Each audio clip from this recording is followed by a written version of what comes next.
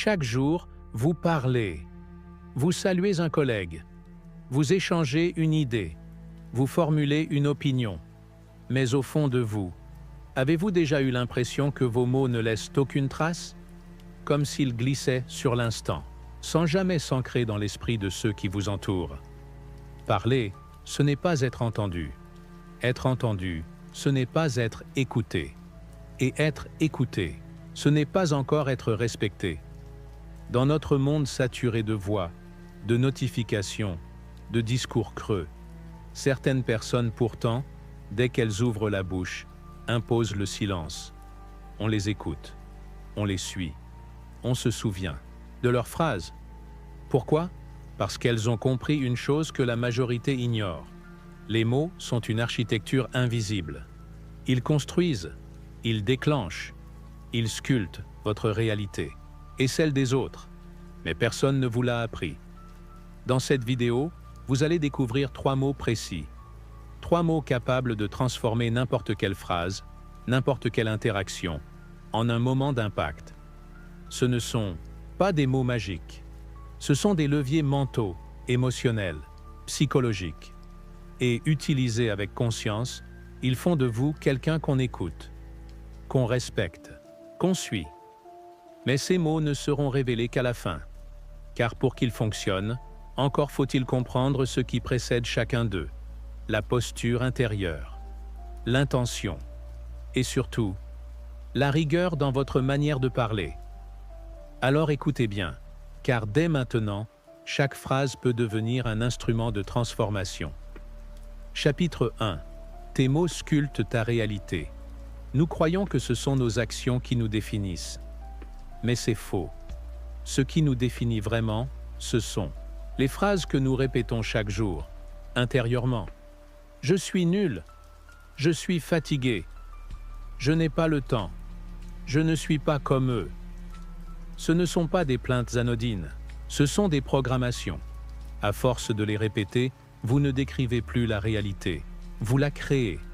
Vos mots deviennent des ordres, et votre esprit les exécute sans poser de questions. Les stoïciens le savaient. Épictète disait « Ce qui trouble les hommes, ce ne sont pas les choses, mais les idées qu'ils s'en font.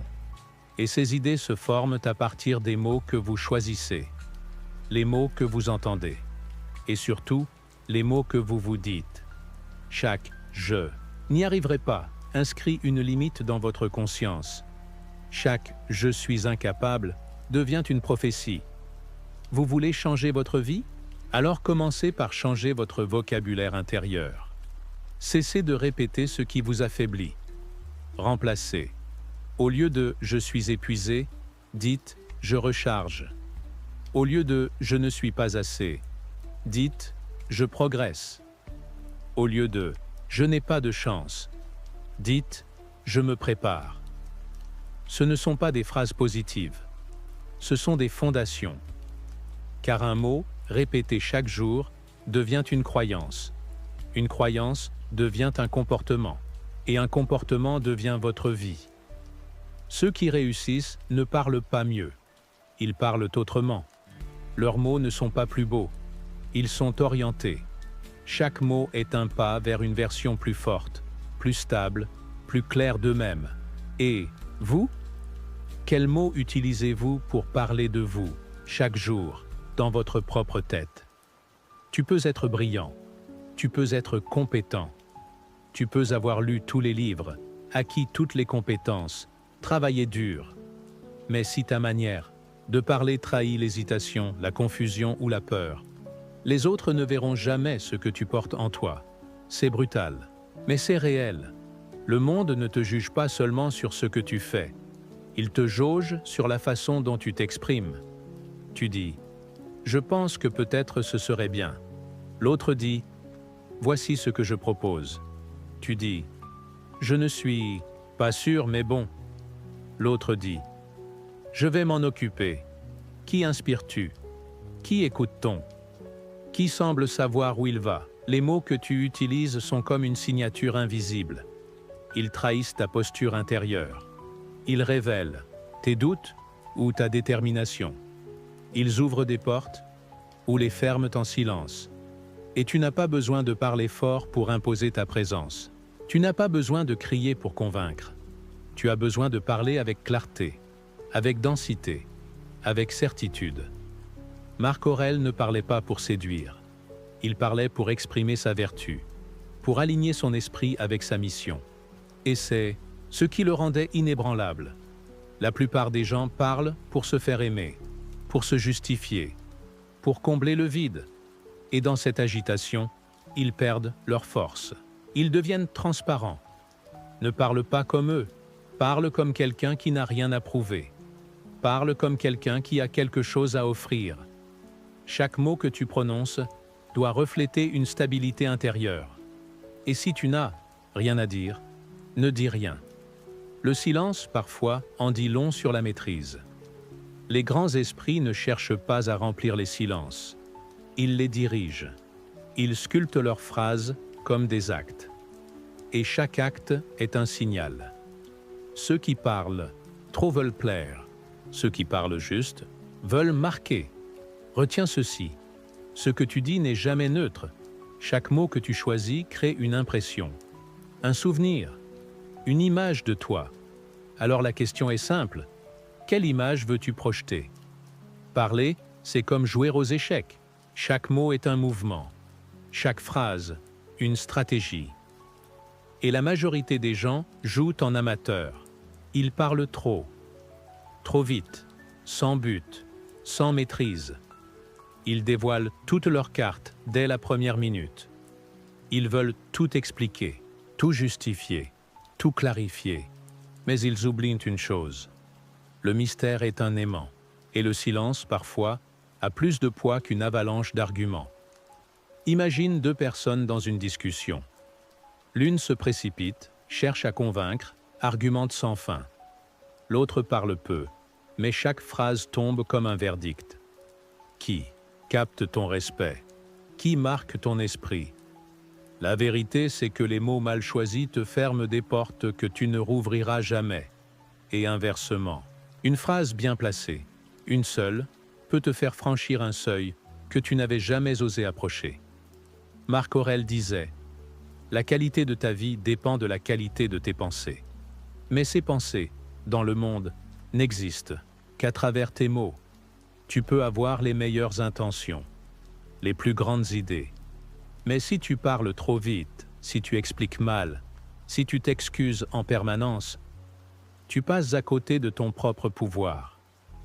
Les relations humaines ne sont pas qu'un échange. C'est une danse subtile, une tension invisible. Et parfois, dire moins, c'est dire mieux. Évite les justifications. Elles sentent l'insécurité. Évite les longues explications. Elles noient ta force dans l'anxiété. Évite surtout de vouloir convaincre à tout prix. Parle avec intention, parle avec structure, parle avec retenue. Une phrase courte, précise, bien placée. Voilà ce qu'on retient. C'est une clé. Et cette clé, utilisée au bon moment, peut ouvrir une admiration silencieuse, une autorité naturelle, une écoute vraie. Tu veux qu'on t'écoute? Alors parle comme quelqu'un qui n'a pas besoin d'être cru pour être sûr de lui. Laisse les autres deviner un peu. Laisse leur esprit faire le travail. Et surtout, n'offre jamais ta force en te perdant dans le superflu. Écoute bien, ce ne sont pas les autres qui te limitent. Ce n'est pas le monde extérieur. C'est ce que tu te racontes, à voix basse ou à voix haute. Chaque jour, tu répètes des phrases. Par habitude, par fatigue, par automatisme. Et ces phrases deviennent « ta cage, je ne suis pas capable, je ne mérite pas mieux, je ne suis pas assez, tu ne fais pas que parler ». Tu programmes ton propre esprit. Les stoïciens l'avaient compris. Épictète le disait clairement. Ce ne sont pas les choses qui troublent les hommes, mais l'idée qu'ils s'en font. Et cette idée, elle prend forme dans ton langage. Imagine un homme face à un obstacle. Il dit « C'est trop pour moi ». Dès cet instant, il a perdu. Pas contre l'obstacle, mais contre lui-même. Un autre regarde ce même obstacle et dit « Je vais apprendre ». Il ne nie pas la difficulté. Mais il refuse de s'y soumettre. Et à chaque fois qu'il répète cette phrase, il renforce son armure intérieure. Tu vois la différence? Le langage n'est pas un simple reflet de ta réalité. Il la façonne, il l'élève, ou il l'enterre. Remplace le « je suis nul » par « je suis en progrès ». Remplace « je n'y arriverai jamais » par « je vais comprendre ». Remplace surtout le « c'est trop tard » par « c'est maintenant ». Chaque mot d'impuissance devient un poison. Chaque mot de force devient un levier. Alors pose-toi cette question. Quel mot utilises-tu contre toi? Et surtout, quel mot pourrais-tu utiliser pour te libérer? Parce qu'à la fin, tu ne deviens pas ce que tu rêves d'être. Tu deviens ce que tu répètes. Et si tu veux devenir quelqu'un qu'on écoute, commence par t'écouter toi-même, avec puissance, avec clarté, avec détermination. Tu ne le remarques peut-être pas, mais tu es constamment influencé. Pas par des ordres, pas par des cris, mais par des mots, par des formulations précises, des phrases choisies avec soin, des mots qui glissent doucement dans ton esprit et s'y installent sans résistance. Le langage n'est pas neutre. Il oriente, il façonne, il dirige. Marc Aurèle disait « L'âme prend la teinte de ses pensées, mais ce que peu réalise, c'est que ses pensées sont induites par le langage. Regarde autour de toi, les publicitaires, les dirigeants, les manipulateurs subtils. Ils ne t'obligent pas, ils parlent, et tu te convaincs toi-même, parce qu'ils savent que celui qui contrôle les mots finit par contrôler les idées. Ils ne disent pas « tu vas payer plus cher », ils disent « tu investis dans ton futur ». Ils ne disent pas « tu échoues », ils disent « tu explores une autre voie ». Ils changent les mots. Et en changeant les mots, ils redessinent la perception. Pose-toi cette question, qui choisit les mots dans ta vie? Quand quelqu'un parle, adoptes-tu son vocabulaire sans y penser? Ou reprends-tu le contrôle? Reformules-tu? Interroges-tu? Les stoïciens ne se laissaient jamais entraîner par le flot verbal des autres. Ils décortiquaient, ils clarifiaient. Ils n'adoptaient un mot qu'après l'avoir compris. Parce qu'ils savaient qu'un mot accepté, c'est une idée adoptée. Et c'est là que tu reprends le pouvoir. Quand tu deviens ton propre filtre, quand tu refuses d'intégrer un mot qui ne sert pas ta paix, quand tu entends « tu n'as pas le choix » et que tu réponds « j'ai toujours une marge de manœuvre », quand tu entends « c'est trop tard » et que tu te dis « je commence, maintenant », alors rappelle-toi, ne laisse personne t'imposer sa vision du monde à travers ces mots. Sois le maître de ton langage, et tu reprendras le contrôle de ton esprit. Et une fois que tu contrôles ton esprit, tu deviens quelqu'un qu'on ne peut plus manipuler, quelqu'un qu'on écoute, parce qu'on sent qu'il ne parle jamais au hasard. Tu l'as sûrement déjà remarqué. Tu entends quelqu'un parler, sa voix est posée, le ton est neutre, mais tout à coup, un mot te frappe, un mot qui coupe ta respiration, qui te fait redresser la tête. Tu ne sais pas pourquoi, mais tu veux entendre la suite. Ce n'est pas un hasard, c'est un déclencheur, un interrupteur mental. Les mots sont comme des touches de piano. Certains sons sont plats, oubliés dès qu'ils sont joués. D'autres résonnent longtemps. Ils te poursuivent. Ils créent une tension, un frisson, une impulsion. Les grands orateurs le savent, les bons communicants aussi. Ils ne parlent jamais comme tout le monde. Ils utilisent des mots spécifiques, des mots qui agissent. Pense à cela, interdit, urgent, révélé, secret, risque, maintenant, imagine. Tu vois? Même à l'écrit, ils déclenchent quelque chose. Ils te forcent à te rapprocher, à t'intéresser, à ressentir, parce qu'ils activent des instincts anciens, des zones du cerveau où se nichent la peur, la curiosité, la survie, le besoin de contrôle. Et c'est là que la plupart se trompent. Ils croient qu'il faut parler longtemps, ajouter des mots, tout expliquer. Mais l'impact ne vient pas de la quantité. Il vient de la qualité émotionnelle de chaque mot. Quand tu veux convaincre quelqu'un, pose-toi cette question. Est-ce que mes mots déclenchent quelque chose? Ou est-ce qu'ils passent inaperçus, noyés dans le bruit du quotidien? Si tu dis « tu pourrais essayer ça », tu obtiens une réponse tiède. Mais si tu dis « si tu ne fais rien maintenant », tu risques de le regretter toute ta vie. Tu sens? Ce n'est plus la même énergie. Tu viens d'activer un levier invisible, un ressort émotionnel. Les stoïciens, eux, n'employaient pas beaucoup de mots, mais chacun avait un poids, une direction, un but. Ils ne parlaient jamais pour meubler le silence, ils parlaient pour l'orienter. Tu veux que l'on t'écoute? Alors ne parle plus pour parler. Parle pour provoquer un effet. Et ces effets, ils commencent par des mots, mais pas n'importe lesquels. Et justement, le moment est venu. Retiens bien ce que je vais te dire, car à partir d'ici, tu vas découvrir les 3 mots qui changent tout. On entre dans le cœur. Le premier mot arrive, imagine. Que tes paroles aient le pouvoir de peindre une scène dans l'esprit de celui qui t'écoute.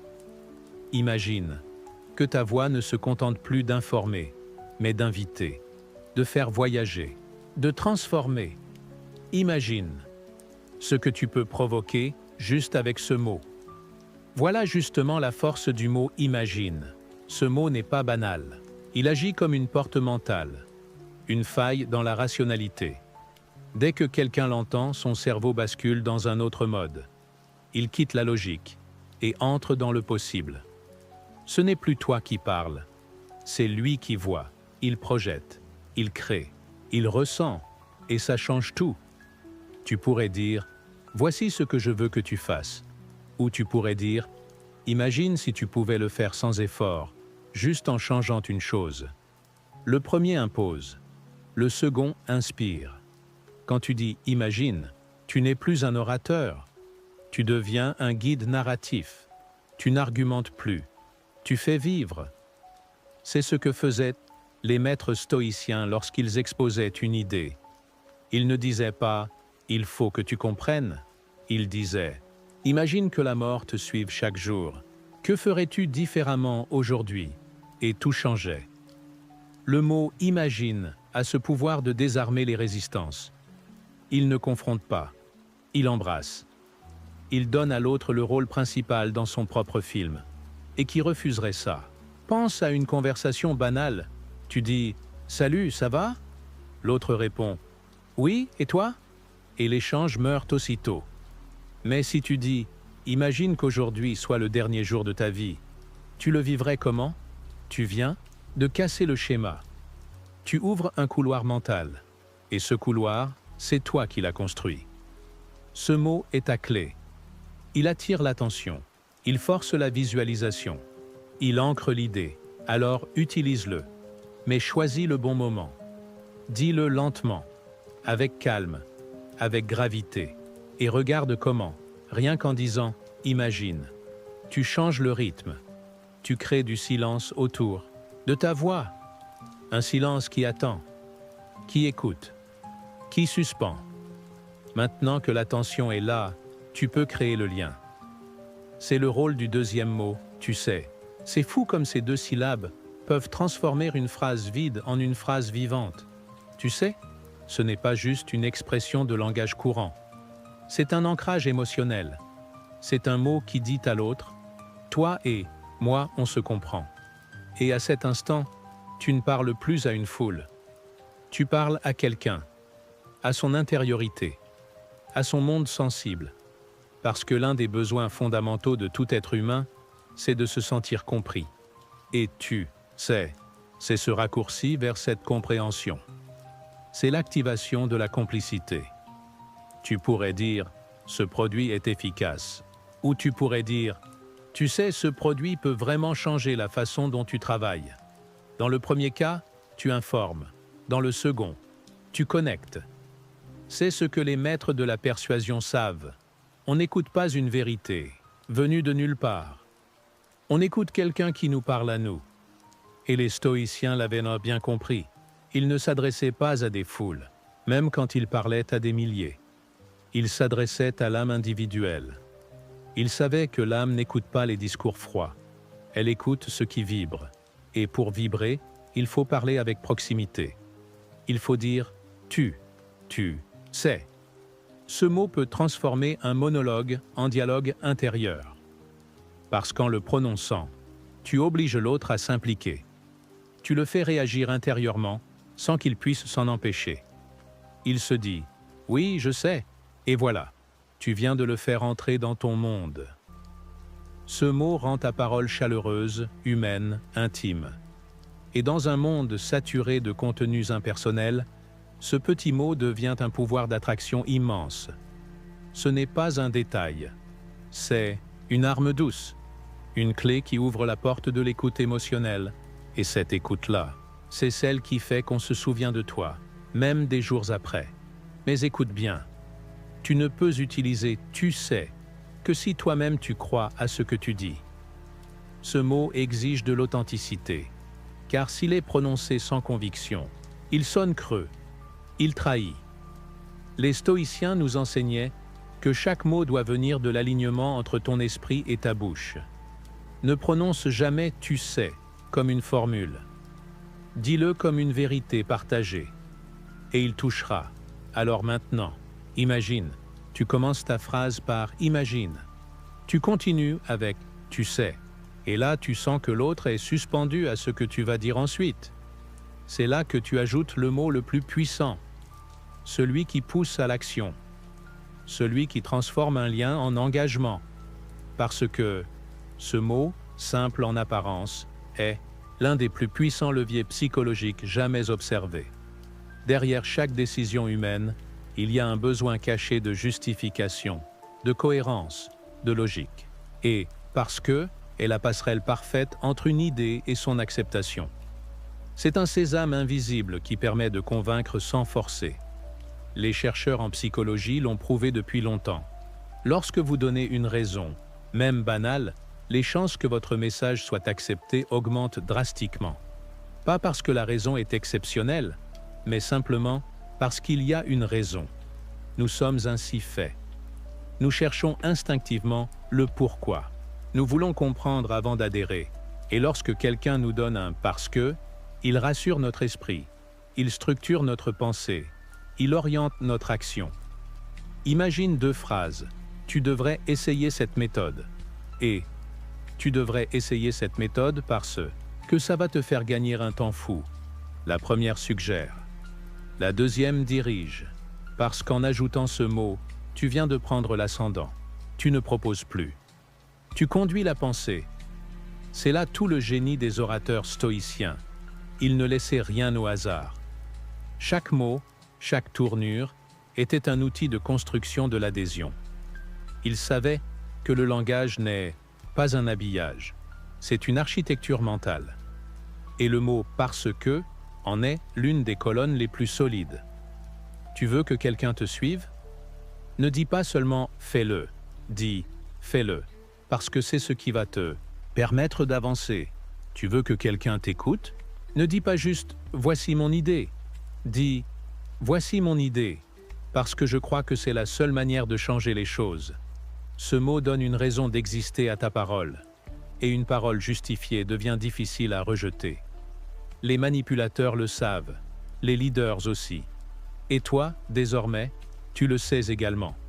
Mais attention, la puissance de « parce que » dépend de l'intention qui le porte. Un « parce que » vide, c'est un mensonge habillé. Un « parce que » sincère, c'est une boussole, une main tendue, une clarté dans le brouillard. Voilà. Pourquoi ces trois mots sont si redoutables ensemble? Imagine, tu sais, parce que tu attires l'attention, tu crées une connexion, tu déclenches une action. Et dans ce monde où tout le monde parle, seuls ceux qui savent structurer leurs phrases comme des architectes émotionnels seront vraiment écoutés. Ces trois mots sont des clés. Capte, connecte, déclenche. Alors maintenant que tu sais, maintenant que tu as vu ce qu'un mot bien placé peut faire, pose-toi une seule question. Vas-tu continuer à parler comme avant? Ou vas-tu choisir tes mots comme on choisit ses armes? Marc Aurèle disait Ce qui trouble les hommes, ce ne sont pas les choses, mais l'idée qu'ils s'en font. Et les idées naissent des mots. Tu veux transformer ta vie? Commence par transformer ton langage. Tu veux captiver? Inspire. Tu veux marquer? Structure. Tu veux qu'on t'écoute? Parle avec intention. Tu sais maintenant ce que tu dois faire, alors fais-le. Parce que chaque phrase que tu prononces, chaque mot que tu choisis, sculpte ce que tu es en train de devenir. Si tu veux que ta voix compte, like cette vidéo maintenant. Commente. Je choisis mes mots. Je choisis ma réalité. Abonne-toi pour d'autres vidéos sur le pouvoir stoïcien du langage. Et souviens-toi, maîtrise ton langage et regarde le monde se taire pour t'écouter.